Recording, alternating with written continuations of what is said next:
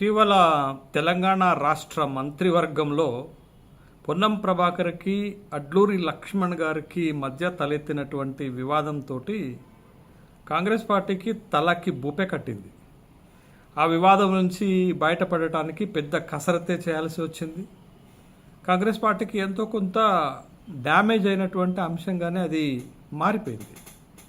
అది పబ్లిక్లోకి పెద్ద ఎత్తున పోవటము, అడ్లూరి లక్ష్మణ్ లాంటి ఒక దళిత సామాజిక వర్గానికి చెందినటువంటి వ్యక్తిపైన వాడినటువంటి పదజాలము అభ్యంతరకరంగా ఉండటంతో కాంగ్రెస్ పార్టీ కొంత ఆత్మరక్షణలో పడిపోయింది. మంత్రివర్గంలో సమన్వయం లేదు, మంత్రులు పరస్పరం గౌరవించుకోవటం లేదు, కలిసి పనిచేయట్లేదు అనేటటువంటి ఒక సంకేతం ప్రజలకు వెళ్ళిపోయింది. అది మర్చిపోకముందే మరొక వివాదం తలెత్తింది. పొంగులేటి శ్రీనివాసరెడ్డికి కొండా సురేఖకు మధ్య మరొక కొత్త వివాదం తలెత్తింది. ఇప్పుడు అది కాంగ్రెస్ పార్టీకి మరొక ఇబ్బందికరమైనటువంటి పరిస్థితిగా మారింది. అసలు వివాదానికి ఆద్యం ఏమిటి? కొండా సురేఖ పొంగులేటి శ్రీనివాసరెడ్డికి మధ్య వివాదానికి కారణం ఏంటి అని అంటే, కొండా సురేఖ వరంగల్ నుండి మంత్రివర్గంలో ప్రాతినిధ్యం వహిస్తున్నారు. బలహీన వర్గాలకు చెందినటువంటి మహిళ. అదేవిధంగా ఖమ్మం నుండి పొంగులేటి శ్రీనివాసరెడ్డి మంత్రివర్గంలో ప్రాతినిధ్యం వహిస్తున్నారు. అంతేకాకుండా వరంగల్ జిల్లాకి ఇన్ఛార్జి మంత్రిగా ఉన్నారు. అయితే ఇటీవల సమ్మక్క సారలమ్మ మేడారం దేవాలయం దగ్గర అభివృద్ధి పనులకు ముఖ్యమంత్రి భూమి పూజ చేసినటువంటి సందర్భం, దానికి అభివృద్ధి పనులకు నిధులు కేటాయించినటువంటి సందర్భంలో అయితే ఒక రోడ్డుకు సంబంధించినటువంటి 71 కోట్ల రూపాయల కాంట్రాక్ట్ అది దేవాదాయ ధర్మాదాయ శాఖ పరిధిలోకి, అటవీ శాఖ పరిధిలోకి వస్తుంది. ఈ రెండు శాఖలకు కూడా కొండా సురేఖనే మంత్రిగా ప్రాతినిధ్యం వహిస్తున్నారు. అయితే ఈ రోడ్డు కాంట్రాక్ట్ దేవాదాయ ధర్మాదాయ శాఖలోకి వచ్చేటటువంటి కాంట్రాక్ట్ని కొండా సురేఖకు తెలవకుండా పొంగులేటి శ్రీనివాసరెడ్డికి సంబంధించినటువంటి కాంట్రాక్ట్ సంస్థ దక్కించుకున్నది. ఇక్కడ వివాదం మొదలైంది. నాకు తెలవకుండా నా శాఖకు సంబంధించినటువంటి కాంట్రాక్ట్ మీరు ఎలా దక్కించుకుంటారు, మీరు ఎలా తీసుకుంటారు అనేటటువంటి వివాదము ప్రారంభమైంది. అయితే మనం కేవలం ఈ వివాదము ఈ కాంట్రాక్ట్కు సంబంధించినటువంటి అంశంగానే చూడలేము మనం. ఎందుకు అనంటే, గతంలో కూడా వరంగల్ జిల్లాలో కొండా సురేఖ పైన ఒక అస్మతి వర్గం ఏర్పడింది. కొండా సురేఖకు వ్యతిరేకంగా ఒక 5-6 ఎమ్మెల్యేలు, ఒక ఎమ్మెల్సీ, మేయరు ఒక వర్గంగా తయారైనటువంటి వార్తలు వచ్చాయి. అది కూడా వివాదాస్పదంగా మారింది. అది కాంగ్రెస్ పార్టీ అధిష్టానం దృష్టికి కూడా వెళ్ళింది. కొంత సర్దుబాటు సయోధ్య చేసినటువంటి సందర్భాన్ని కూడా మనం చూసాం. అయితే కొండా సురేఖకు వ్యతిరేకంగా ఉన్నటువంటి వర్గానికి పొంగులేటి శ్రీనివాసరెడ్డి అండదండలు ఉన్నాయని కొండా సురేఖ భావిస్తున్నారు. పొంగులేటి శ్రీనివాసరెడ్డి మద్దతుతోటే ఆ వర్గము కొండా సురేఖను వ్యతిరేకిస్తున్నారనేటటువంటి అభిప్రాయం కూడా చాలా స్పష్టంగా రాజకీయ వర్గాల్లో కనపడుతుంది.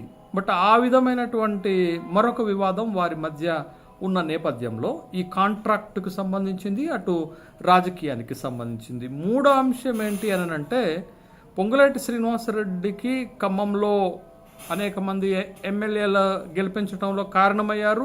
ఖమ్మం జిల్లా రాజకీయాలపైన పొంగులేటి శ్రీనివాసరెడ్డికి బలమైనటువంటి పట్టు ఉన్నది. ఈవెన్ మీకు తుమ్మల నాగేశ్వరరావు చాలా సీనియర్ నాయకుడైనా తుమ్మల నాగేశ్వరరావుని కాంగ్రెస్లోకి పట్టుకురావచ్చిందే పొంగులేటి శ్రీనివాసరెడ్డి, తను గెలిపించడానికి సహకరించిందే పొంగులేటి శ్రీనివాసరెడ్డి అనేటటువంటి విషయం మనకు తెలుసు. బట్టి విక్రమార్క కంటే కూడా ఖమ్మం జిల్లా రాజకీయాలపైన పొంగులేటి శ్రీనివాసరెడ్డి హవా నడుస్తుంది. దాంతోపాటు ఖమ్మంతో పాటు వరంగల్ జిల్లా పైన కూడా ఆధిపత్యం చెలాయించాలనేది పొంగులేటి శ్రీనివాసరెడ్డి యొక్క ఒక వ్యూహాత్మకమైన రాజకీయ ఎత్తుగడ. ఇప్పటికే మైబాద్ జిల్లా మొత్తం కూడా పొంగులేటి శ్రీనివాసరెడ్డి తనకు సంబంధించినటువంటి ఒక సామాజిక వర్గం గుప్పెట్లోకి అక్కడ రాజకీయం వెళ్ళిపోయినట్టుగా కనపడుతుంది. ఎప్పటి నుంచో అక్కడ ఒక సామాజిక వర్గము రాజకీయాలను శాసిస్తుంది. అయితే ఆ ప్రాంతానికే చెందినటువంటి రామసాహెం రఘుమారెడ్డిని తీసుకెళ్ళి, తన అయ్యంకుడైన రఘుమారెడ్డిని తీసుకెళ్ళి ఖమ్మం ఎంపీగా గెలిపించుకున్నటువంటి సందర్భం ఉంది. కాబట్టి సగం వరంగల్ పాత జిల్లా పైన ఇప్పటికే పొంగులేటి శ్రీనివాసరెడ్డి పట్టు సాధించారు. కాబట్టి ఇక్కడ ఇది కూడా వరంగల్ జిల్లా పైన రాజకీయ ఆధిపత్యం కోసం ఒకవైపు కొండా మురళి వర్గము, మరొక వైపు పొంగులేటి శ్రీనివాసరెడ్డి వర్గము ప్రయత్నిస్తున్నటువంటి నేపథ్యంలో ఇప్పుడు ఇద్దరు మంత్రుల మధ్య ఏర్పడినటువంటి కాంట్రాక్టుకు సంబంధించినటువంటి వివాదం కాంగ్రెస్ పార్టీకి మరింత ఇబ్బందికరమైనటువంటి పరిస్థితులనే చూపడుతుంది. రాజకీయంగా మరింత ఇబ్బందికరం. మొన్న ఇద్దరు మంత్రులు అటు పొన్నం ప్రభాకరు, అడ్లూరి లక్ష్మణ్ మధ్య అయితే ఇప్పుడు కూడా అక్కడ ఉన్న ఒక కాంట్రడిక్షన్, ఇక్కడ ఒక కాంట్రడిక్షన్ ఏంటి అంటే ఇక్కడ ఒక బీసీ మహిళా మంత్రి, అగ్రవర్ణాలకు చెందినటువంటి ఒక సామాజిక వర్గానికి చెందినటువంటి మంత్రి, ఇక్కడ ఒక వివాదం ఏర్పడినటువంటి సందర్భంలో. బట్ ఈ వివాదంలో సామాజిక కోణం ఒక పక్క అయితే కాంట్రాక్టులకు సంబంధించి అనేక రకాలైనటువంటి కాంట్రాక్టులు పొంగులేటి శ్రీనివాసరెడ్డి సంస్థ చేస్తుంది, పొంగులేటి శ్రీనివాసరెడ్డి కొడుకు చేస్తున్నారనేటటువంటి విషయం తెలుసు, వాళ్ళు కాంట్రాక్టర్ల కుటుంబం నుంచి వచ్చారనేటటువంటి విషయం తెలుసు. బట్ 71 కోట్ల రూపాయల రోడ్డు కాంట్రాక్ట్ అంటే ఎంత పెద్ద అవినీతి చేయడానికి ఈ కాంట్రాక్టులు దక్కించుకున్నారు అనేటటువంటి మరొక కోణమైనటువంటి అంశం ప్రజలకు వెళ్ళిపోతుంది. అది కాంగ్రెస్ పార్టీకి బిగ్ డ్యామేజ్ అవుతుంది. పొలిటికల్గా నష్టం చేసేటటువంటి అంశం, రాజకీయంగా నష్టం చేసేటటువంటి అంశంగానే మనం ఈ అంశాన్ని చూడాల్సినటువంటిది ఉన్నది. అయితే గత కొంతకాలంగా మనకు ఉన్నటువంటి చాలా పొలిటికల్ సర్కిల్స్లో జరుగుతున్నటువంటి వార్తలు ఏంటి, పొలిటికల్ సర్కిల్స్లో జరుగుతున్నటువంటి విశ్లేషణ ఏంటంటే కొండా సురేఖను మంత్రివర్గం నుంచి తొలగిస్తారన్నది. కొండా సురేఖను మంత్రివర్గం నుంచి తొలగించడానికి అనేక రకాలైనటువంటి అప్లికేషన్స్ వస్తాయి, అనేక రకాలైనటువంటి ఈక్వేషన్స్ సరిపోవు. ఎందుకు అనంటే కాంగ్రెస్ పార్టీ నుంచి గెలిచినటువంటి బీసీ ఎమ్మెల్యేలే 7+1 అంటే నారాయణ ఖేడ్ నుండి ప్రాతినిధ్యం వహించినటువంటి పటోళ్ళ రెడ్డి, పటోళ్ళ సంజీవరెడ్డి, గానుగరెడ్డి అనేటటువంటి వాళ్ళు ఉంటారు. కాబట్టి ఆ రెడ్డి అనేటటువంటి పేర్లో ఉంది కాబట్టి దాన్ని పక్కన పెడితే కాంగ్రెస్ పార్టీ నుంచి 7+1లో -1 పోతే 7 మెంబర్స్లో 3 ఇప్పుడు మంత్రివర్గంలో ప్రాతినిధ్యం వహిస్తున్నారు. కొండా సురేఖ, పద్మశాలి, మున్నూరు కాపు 2 సామాజిక వర్గాలకు ప్రాతినిధ్యం వహిస్తున్నారు. అదేవిధంగా పొన్నం ప్రభాకరు గౌడ సామాజిక వర్గానికి ప్రాతినిధ్యం వహిస్తున్నారు. ఇటీవల మంత్రివర్గ విస్తరణలో వాకిటి శ్రీహరికి వచ్చింది, ముదిరాజు సామాజిక వర్గం నుంచి ప్రాతినిధ్యం వహిస్తున్నారు. వీళ్ళ ముగ్గురిని ప్లస్ గాండ్ల సంజీవరెడ్డిని తీసివేస్తే 4 వెళితే ఇంకొక నలుగురు మాత్రమే ఉంటారు. ఆ 4కే మంత్రి పదవులు లేవు. ఆ 4లో కూడా ఒకళ్ళు బీర్లా ఐలయ్య యాదవ్ పెద్ద సామాజిక వర్గం నుంచి ఉంటే మిగతా 3 కూడా బీసీలో ఎంబీసీ సామాజిక వర్గానికి సంబంధించినటువంటి వాళ్ళు. ఒకటిలో ఈర్లాపల్లి శంకరు రజక సామాజిక వర్గానికి చెందితే, మకన్ సింగ్ రాజ్ ఠాకూర్ బొందిలి సామాజిక వర్గానికి చెందితే, మరొక వ్యక్తి మున్నూరు కాపు సామాజిక వర్గం ఆది శ్రీనివాస్ మున్నూరు కాపు సామాజిక వర్గానికి చెందిన. వీళ్ళ 4కి మంత్రి పదవులు లేవు. వీళ్ళ 4లో 2 పెద్ద బీసీ కులాలకు సంబంధించిన వాళ్ళు అయితే మరొక 2 ఎంబీసీలకు సంబంధించినటువంటి వాళ్ళుగానే మనం చూడాలి. అయితే ఇప్పుడు కొండా సురేఖ ఈ మొత్తం 8 మందిలో మొదటిసారి గెలిచింది 7, ఇంక్లూడింగ్ పొన్నం ప్రభాకర్తో సహా. పొన్నం ప్రభాకర్ ఎమ్మెల్యేగా ఇంతవరకు గెలవలే, ఒక్కసారి ఎంపీగా గెలిచారనే విషయం మనకు తెలుసు. బట్ ఈ 8 మందిలో మొదటిసారి గెలిచిన వాళ్ళు 7 అయితే 4 సార్లు గెలిచినటువంటి ఎమ్మెల్యేగా ఒక కొండా సురేఖ మాత్రమే ఉన్నారు. తర్వాత కొండా సురేఖ మొదటిసారి మంత్రి కాదు, రాజశేఖర రెడ్డి గారి మంత్రివర్గంలో మంత్రిగా పనిచేశారు, ఇప్పుడు మంత్రిగా పనిచేస్తున్నారు. అంటే ఒక సీనియర్ ఎమ్మెల్యేగా ప్రాతినిధ్యం ఇవ్వాల్సినటువంటి అవసరం ఉంటుంది. తర్వాత 2 బలమైనటువంటి సామాజిక వర్గాలకు ప్రాతినిధ్యం వహించేటటువంటి వాళ్ళుగా అవకాశం ఇవ్వాల్సి ఉంటుంది. అదేవిధంగా వరంగల్ జిల్లా పైన దరిదాపు 3 నియోజకవర్గాల్లో బలమైన పట్టు ఉంటుంది. వరంగల్ తూర్పులో పట్టు ఉంటుంది, పరకాల్లో పట్టు ఉంటుంది, అదే భూపాలపల్లిలో పట్టు ఉంటుంది. మిగతా ఇంకొక 3-4 నియోజకవర్గాల్లో కూడా పట్టు ఉంటుంది వీళ్ళకి. అంటే ఒక బలమైనటువంటి నేతలు కాబట్టి వాళ్ళకి అవకాశం రావాల్సి ఉంటుంది. వాళ్ళని తీయటం వల్ల ఇబ్బందికరమైనటువంటి పరిస్థితులు వస్తాయి. ఒకవేళ కొండా సురేఖను తప్పిస్తే ఎవరికి మంత్రి పదవి ఇవ్వాల్సి ఉంటుంది? ఇప్పటికే మంత్రివర్గంలో తక్కువ ప్రాతినిధ్యం ఉంది బీసీలకు, 3 మాత్రమే. అదే కేసీఆర్ మంత్రివర్గంలో 4 మంత్రి పదవులు బీసీలకు ఉంటాయి. రేవంత్ రెడ్డి మంత్రివర్గంలో 3 మాత్రమే ఉంది. అంటే ఇంకొకళ్ళని తీసుకోవాల్సి ఉంటుంది. ఇంకొకళ్ళని ఎవరిని తీసుకోవాల్సి ఉంటుంది? ఇప్పటి వరకు 3 ఉన్నటువంటి వాళ్ళు బీసీల్లో పెద్ద సామాజిక వర్గం నుంచే ఉన్నారు. కాబట్టి ఒక ఎంబీసీకి అవకాశం ఇవ్వాలి అంటే ఈర్లపల్లి శంకర్కు మాత్రమే అవకాశం దొరుకుతుంది. రజక సామాజిక వర్గం నుంచి అతనికి ఇవ్వాల్సి ఉంటుంది. మున్నూరు కాపు సామాజిక వర్గానికి ఉన్నారు. ఒకవేళ మున్నూరు కాపు సామాజిక వర్గానికి ఇవ్వాలి అని అనుకుంటే అది ఆది శ్రీనివాస్కి ఇవ్వాలంటే ఇప్పటికే కరీంనగర్లో 3 మంత్రులు ఉన్నారు. ఎలా ఎలా అవకాశం దొరుకుతుంది? తర్వాత ఒకవేళ బిర్లా ఐలయ్యకి ఆ యాదవ్ సామాజిక వర్గం నుంచి మంత్రివర్గంలో స్థానం లేదు, మంత్రివర్గంలో ప్రాతినిధ్యం లేదు, ఒకవేళ యాదవ్ సామాజిక వర్గానికి ఇవ్వలేని అనుకుంటే ఇప్పటికే నల్గొండ నుండి 3 మంత్రులు ఉన్నారు, ఇంకొక మంత్రిని ఇస్తారా అనేటటువంటిది. అసలు యాక్చువల్గా జనాభా ప్రాతిపదిక ప్రకారంగా 56% అంటే దరిదాపు 8 నుంచి 9 మంది మంత్రులు, మొత్తం 18 మంది మంత్రులు ఉండాలి. 17+1 ముఖ్యమంత్రితోటి 18 మంది మంత్రులు ఉండాలి. 50% ఇవ్వాలన్నా కానీ మీకు 8 మంది మంత్రులు ఇవ్వాల్సినటువంటి అవకాశం ఉంటుంది. 8 నుండి 9 మంది మంత్రులు బీసీలకు అవకాశం ఇవ్వాల్సి ఉంటుంది. బట్ మీరు 4 కూడా ఇవ్వలేదు అనేటటువంటి విషయాన్ని ఇక్కడ మనం చూడాలి. అంటే ఏ ఈక్వేషన్స్ చూసినా కొండా సురేఖను మంత్రివర్గం నుంచి తొలగించడం సాధ్యం కాదు.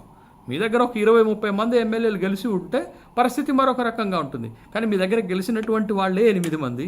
8 మందిలో ఒక ఆయన సంజీవరెడ్డిగానే తీసివేస్తే 7, ఆ 7లో కూడా మొదటిసారి గెలిచినటువంటి వాళ్ళు 6, ఒక 4 సార్లు గెలిచినటువంటి ఆమె ఒక్కతే, తర్వాత మహిళ, అన్నిటికంటే ముఖ్యమైనది ఒకే ఒక్క మహిళ. కాబట్టి నీకు మహిళలకు మంత్రివర్గంలో స్థానం ఇవ్వాలన్నా, బలమైన కులాలకు స్థానం ఇవ్వాలన్నా, అనుభవానికి ప్రాధాన్యత ఇవ్వాలన్నా, లేకపోతే 4 సార్లు గెలిచినటువంటి అంశం ఇవ్వాలన్నా కానీ, బట్ కొండా సురేఖను మంత్రివర్గంలోనికి తీసివేయాలంటే మొత్తం మంత్రివర్గ స్వరూపమే మారిపోతుంది.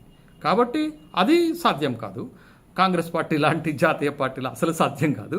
తర్వాత రెండోది, ఆయా జిల్లాలకు ప్రాతినిధ్యం దక్కేటటువంటి విషయంలో కూడా సాధ్యం కాదు. మహిళా కోటాలో కూడా మీకు దగ్గర తక్కువ మంది ఉన్నారు కాబట్టి అట్లనూ సాధ్యం కాదు. బీసీల పరంగా కూడా సాధ్యం కానటువంటిది. బీసీలకు ఇంకా ప్రాధాన్యత పెరగాలి. ఇంకా 3 మంత్రివర్గ బెర్తులు ఖాళీగా ఉన్నాయి.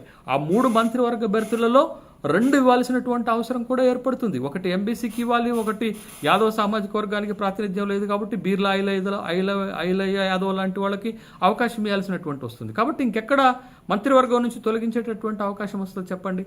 అనేక ప్రసార మాధ్యమాల్లో, మెయిన్ స్ట్రీమ్లో, సోషల్ మీడియాలో మంత్రివర్గం నుంచి సురేఖను తొలగిస్తారంటే తొలగించేటటువంటి పరిస్థితులు, అవకాశం అక్కడ లేదు.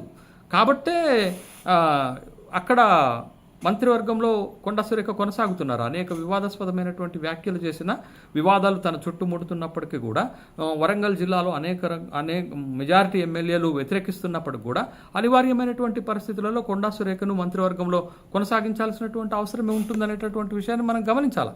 కాబట్టి ఇప్పుడు ఈ వివాదం ఏర్పడింది, 2 మంత్రుల మధ్య ఏర్పడినటువంటి వివాదం. ఒకటి బలమైన సామాజిక వర్గానికి చెందిన పొంగులేటి శ్రీనివాసరెడ్డి, బలమైనటువంటి వెనుకబడిన వర్గాలకు చెందినటువంటి కొండా సురేఖ మధ్య ఏర్పడినటువంటి ఈ వివాదం మరి పార్టీ ఎలా తీసుకుంటుంది, ఈ వివాదాన్ని ఎట్లా సద్దుమణిగిస్తుంది? ఒకవేళ ఈ కాంట్రాక్ట్ విషయంలో వివాదం సద్దుమణిగినప్పటికీ కూడా భవిష్యత్తులో రాబోయేటటువంటి రాజకీయాల్లో కూడా ఈ వివాదం కొనసాగేటటువంటి అవకాశాలు కనపడుతున్నాయి. అది ఆ వివాదము 2 జిల్లాల రాజకీయం పైన పడుతుంది. అటు ఖమ్మం జిల్లా పైన, ఇటు వరంగల్ జిల్లా పైన కాంగ్రెస్ పార్టీకి ఇబ్బందికరమైనటువంటి పరిస్థితులు వస్తాయి. కాంగ్రెస్ పార్టీ కొన్ని అంశాల్లో, కొన్ని డైమెన్షన్స్లో బ్లేమ్ అయ్యేటటువంటి అవకాశం కూడా మనకి కనపడుతున్నటువంటి నేపథ్యంలో, ముఖ్యంగా ఇప్పుడు తెలంగాణ రాష్ట్ర వ్యాప్తంగా ఒక బీసీ ఫ్యాక్టరు ఒక పాపులర్ పొలిటికల్ ఇష్యూగా మారిపోయింది, ఒక పొలిటికల్ ఫ్యాక్టర్గా మారిపోయినటువంటి తరుణంలో మళ్ళీ ఇక్కడ ఒక సెంటిమెంట్ ప్రివేల్ అవుతుంది. బట్ దాన్ని ఎట్లా కాంగ్రెస్ పార్టీ మేనేజ్ చేయగలుగుతుంది, ఎట్లా తట్టుకోగలుగుతుంది?